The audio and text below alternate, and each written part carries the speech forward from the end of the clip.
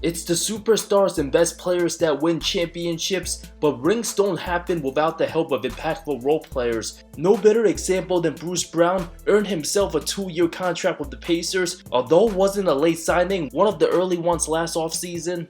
His impact for the reigning champs will certainly be missed. Many past title teams has had a big time role player one way or another, signed weeks after the start of free agency, sometimes a couple months later. Many teams regret not signing those players, only to lead to a championship, making their presence felt in postseason play. Their impact overall might be minimal, but stepping up in big crucial games when called upon, their status forever cemented. How's it going, guys? My name's Wilson. 10 late underrated free agent signings in past summers that helped their teams win a championship. Starting with Cliff Levingston of the Chicago Bulls, the backup power forward for the 91 and 92 champs. His numbers might be laughable the entire 91 run, but being picked up October 3rd, going unrestricted, many young fans only heard of his last name after hearing Marv Albert's call on MJ's iconic layup. The look away to Levingston.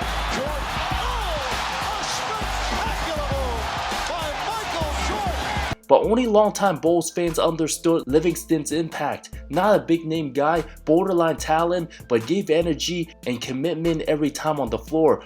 Wasn't really much needed in the earlier rounds, closed out the Pistons dropping 10-8 in Game 4. Chicago, considered inexperienced compared to Magic's Lakers, dropped Game 1 of the finals in their home floor. Livingston recalled going to the locker room after the loss and saying, "Let's get a sweep now." Jordan responds, "Cliff, you gotta win the first game to get a sweep." Livingston responds, "Let's wait from this point on." One of the confident vets understood his role, the activity, professionalism, good attitude, and understanding what team stands for. His most important production, Game 3 on the road after tying the series, a masterful 10 points, 4 rebounds, 3 blocks, 5 of 5 from the field, a baseline J to keep his team afloat. Next possession, excellent D, got the steal. The 6'8 power forward moments later, then blocked 7-1 Vlade Divac, was gonna get a wide open layup, blocked the Magic Johnson shot, energetic production third quarter, followed dunked off a Jordan miss, relentlessly crashed the glass. His biggest impacts felt in a Bulls uniform,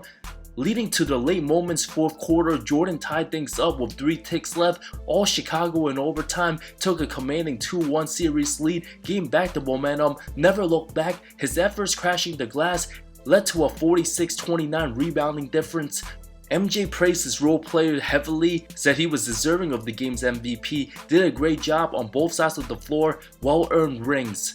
Ron Harper of the LA Lakers, already having won his titles with the Bulls, released by the team September 16 of 99, signed with the Lakers October 13, less than 3 weeks before the season. Having excellent experience under Phil Jackson's triangle offense, started nearly all the games, averaged 7 points, over 4 rebounds, over a steal, being a terrific scorer his Clipper days, to sacrificing his scoring to be a defensive specialist. The 36-year-old absolutely made his presence felt in the Portland series. The unsung hero drained the go-ahead game-winning Game 3 baseline jumper with under 30 seconds left, gave the Lakers a 93-91 lead, left wide open all series, a brilliant 18-point Game 4, a dozen points Game 1 on Indiana, stepped up huge in Game 2 after Jalen Rose purposely tripped Kobe's ankles, a masterful 21.6 assists, aggressive to start in transition, constantly attacked the rim, reverted back to his pre-Bulls days, took guys one-on-one, a much-needed win, helped his team go up 2-0. Next 2 Laker victories, Kobe and Shaq took care of the rest. Injury slowed down Harper in 01, played a little bit those playoffs, won his 5th ring, then retired. One of the better players not in the Hall of Fame. How about Harper's backcourt teammate Brian Shaw of the Los Angeles Lakers, formerly with the Blazers, traded in the Scottie Pippen deal to Houston, but October 20th, signed with LA off the bench, turned 34 by the playoffs. His signature moment, 3 huge triples, 11 big points for the Lakers in the Game 7 comeback win, down by as many as 16, a plus 22, LA on verge of getting blown out. Shaw's triple, late third quarter, an unlikely banker, gave the Lakers some life, nailed another big 3, cut the deficit to 10, changed the entire momentum. then tied the game with another bomb. The 4-minute mark, an incredible 15 OLA run. Kobe and Shaq took over from there, haunted his former teammates, and still a game the Blazers franchise hasn't recovered from. Lakers wouldn't have won that series without Shaw, a 14-year career. Last 4 seasons with purple and gold, later served as an assistant for 6 seasons under Phil. Having the right pieces put in place goes a long way. Gary Payton Miami Heat, summer 2005. Declining with age, the 37-year-old's future remained a mystery. Still seeking his first ring, already played 15 seasons. Miami lost 2 starters, Eddie Jones and Damon Jones, added Jason Williams, Antoine Walker, and James Posey earlier in the Eddie Jones to Memphis trade. A 1-year deal worth $1.1 mil became Jay Will's backup. Team went through a little dysfunction, from a poor start to Pat Riley taking over for Stan Van Gundy. Shaq upset about not getting the ball enough. It was Payton telling Shaq the reality. Miami was going to be Dwayne Wade's team. GP averaged 7.7 points, still played 28.5 minutes, got into some intense moments with his 24-year-old superstar. A monster 14-point Game 1 versus the 64-win Pistons, a much-needed Game 3 clutch jumper, giving Miami the go-ahead lead. After an amazing comeback on Dallas, did it again Game 5, the late layup in overtime. Heat ended up winning by 1. Stayed ready for the big moments, gave everything he had when the opportunities arrived. His first and only championship, excelling in crunch time. Eddie Howe's 2007 with Boston, signed August 1st. The journeyman played for 9 different teams, excellent catch and shoot guy off the bench, 7.5 point average, made his impact felt. Game 4 of the finals, Lakers took a commanding 25-point lead. But 9 of House's 11 points scored in the second half, 4 of 9 from the field, a plus 20, gave Boston their first lead of the game with 4 minutes left in the fourth, trusted upon in crunch time, excelling in the biggest stage, helped give Boston a commanding 3-1 series lead, joined the fun in the Game 6 blowout, his first and only title. Had the Lakers won Game 4, series outcome could have been very different. James Posey signed with Boston August 27, 2007, a perfect loot guy for a modern day player. After trading for superstar KG and Ray Allen, Danny Ainge wasn't content, picked up the 30-year-old 6'8" 3-and-D.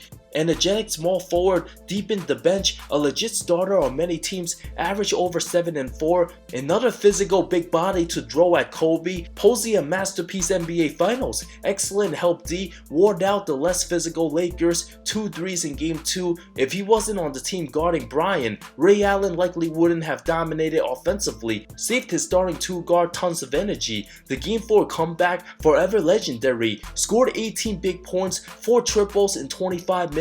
Already having won a ring with Miami, brought in the role player experience. Boston absolutely missed him in the finals 2 years later. Insane clutch shot making, gave Boston a 5-point lead near the 1-minute mark, helped ignited that insane run. Having the proper players to complement Boston's big 3, Posey took his talents to New Orleans afterward. Leandro Barbosa 2014 Golden State. Following a great performance at the 2014 FIFA Basketball World Cup, the 31-year-old appeared just 20 games for the Suns previous year, averaged just 7.5 points. An 11-year vet appeared to be declining, wasn't picked up till late August, signed September 10 to a young team on the rise, a vet minimum, didn't have to worry about durability concerns, played 66 games, already having played under Mike D'Antoni's offense and being the 6-man winner. Already knowing his role, made a serious impact Game 5 of the finals. Dropped 13 points, 4 of 5 from the field, 17 minutes. Applied pressure from the Cavs defense. Did his part just in time for Steph to put on the finishing touches. Had Steve Kerr played him more 2016 finals instead of the atrocious Anderson Varejao, Festus Ezeli, or Harrison Barnes, Golden State might have actually repeated without Kevin Durant. Richard Jefferson, 2015 Cavs, signed August 5th, made the excellent decision, backing out of his Dallas deal. The 14-year NBA vet took the minimum, averaged 5.5 points off the bench, 35 years old, inserted to the starting lineup, Game 3, down 0-2, had 9 points, 8 rebounds, 2 steals, 33 minutes, nailed the corner 3 to make it 9-0. Already having finals experience in New Jersey, RJ continued to be aggressive, attacked inside, only scored 2 points Game 7, but 9 big rebounds, 25 minutes. Excelled in Cleveland's smaller lineups, enjoyed the title so much, retired for just a little bit before changing his mind. Dwight Howard 2020 Lakers already having Anthony Davis, JaVale McGee, Rob Pelinka did plenty of great work 2019 offseason. After being one of the biggest disappointments, nobody wanted Dwight, nearly out the league, a journeyman way past his glory days. Officially signed with the Lakers September 10, 2019. After completing a buyout with Memphis, his contract non-guaranteed, a more humble Dwight agreed to accept a lesser role, just focus on rebounds and block shots, of course ignoring the other team's centers. LA had the ability to cut him before January 7th deadline. The 33-year-old did what he was told, still had the athleticism, excelled off the bench, put up over 7 and 7 just 19 minutes, made the Lakers unstoppable, best shot blocking team in the league. A top 3 defense, played good first round versus Portland, wasn't needed against Houston. Howard absolutely put in the work against Jokic and the Nuggets.